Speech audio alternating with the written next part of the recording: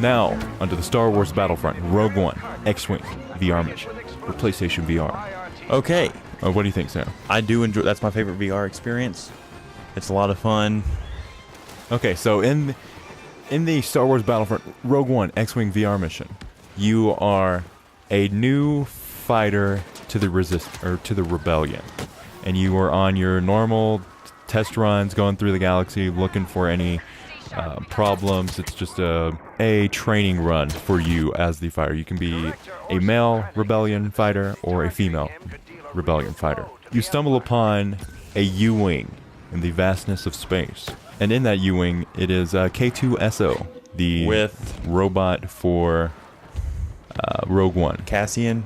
Played by Alan Tudyk. And it is voiced by Alan Tudyk in the game, which is pretty awesome. That is cool, and Jin's in there, and you're trying... It doesn't say that Jin's in there, but you assume... It's implied. Well, anyway, you think... Well, we shouldn't spoil it, should we? I think that's about as much as we should say about it, because it has a pretty interesting story. Has a twist. It alludes perfectly into Rogue One, surprisingly. And I was not expecting that. I went into there just being like, okay, I'm going to fly an X-Wing, but it has a pretty good, interesting story in that. Implemented very well. You're going in there, you're activating your S-foils, getting those into attack position. You can press any button in the X-Wing cockpit, which is so much detail, and you use your head to point at things. You can look around, you use your controller. It's exactly like Fighter Squadron. You use the left trigger to lock on, you use the right trigger to fire, you use the bumpers for your effects, and then triangle or Y, I believe, on Xbox. I have no idea what it is on PC. What did you think about it? I thought it was amazing, and I am very torn between this as my favorite or the kitchen. I mean, the kitchen was my first actual, oh my gosh, this is VR.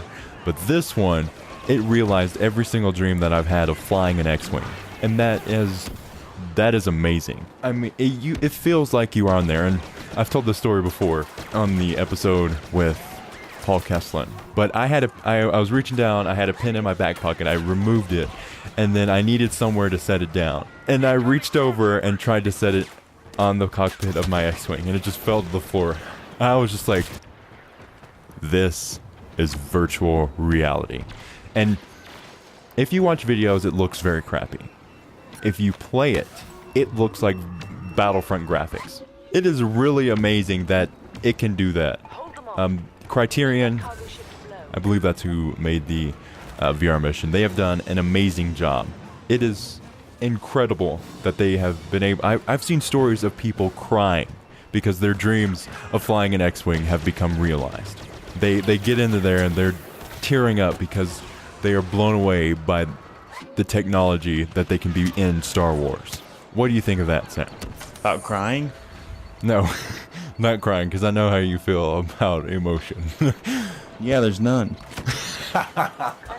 What do I feel about the X-Wing VR? Yes. What do you think about the realism? I think it looks really good. All the screenshots that I've taken with VR, out of VR, like on the PlayStation Flat 2D screen, look decent. They look pretty good, but they do not portray. They do not portray what is actually there. It's better in VR. Everything that you can't judge it until you do it. Yes, and that is very hard to convey. Like, if you have a way to test this out, take that chance, because that will really decide whether or not you will like it, and B, whether or not you will throw up. Because like the first couple times I got a little headache, which is crazy. Like, this is at 120 frames per second per eye, or actually 60 frames per second per eye and 120 total. And the reason I found out, the reason that it looks pretty bad on video and screenshots is because it's 1080p by 1080p. So it is a square picture, and then when you look at that on the screen, it's stretched out. You can definitely see the pixels. But can you imagine the Battlefront 2 VR? Was that announced? No, but by how successful this has been, I've seen people who try it out and say, oh my gosh, I need a VR. So it has been really successful, and that they have that with a free update, this is worth it. I mean, the game is free if you already have Battlefront. And Battlefront right now is really cheap. Like, they put it on sale for like, I believe it was $8 one time. Just a regular edition. So $8, and if you can If you have the camera, it's just $400 for the headset, which is really pretty steep, but it is worth everything. It is really comfortable, and it's very easy to set up and put on, and it is so comfortable. And the sound design for the Battlefront VR mission is spot on. If you move your head back side to side, the sound goes on it. So if you're fighting and you fire the blaster and you look behind you, it will sound like it's behind you. And you've got like a little R2-D2 unit that you can, every time you look behind there, he beeps at you.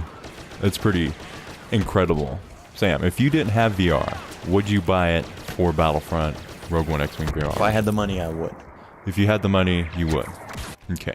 So you believe it is worth the $400 or $440? Yes. That's it for this episode. Thanks for listening. This episode of the Star Wars Battlefront podcast is brought to you by our patrons on Patreon. You can support the show by going to patreon.com/battlefrontpodcast. Or if you don't have the money and would like to support the show, you can go to iTunes and leave a review. If you don't know what to say, just leave your favorite Star Wars character. Our new intro music was made by Daniel Barham or @Gafunko on Twitter. GAFUNKO. If you want to be a guest on the show, you can contact us at battlefrontpodcast@gmail.com, and in the subject line, put podcast guest. We do the guest episodes through Skype, so make sure you have a Skype account.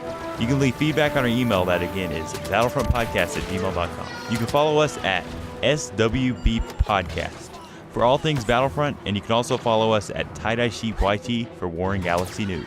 If there's new Battlefront news, we will cover it first on our Twitter. May the Force be with you, always.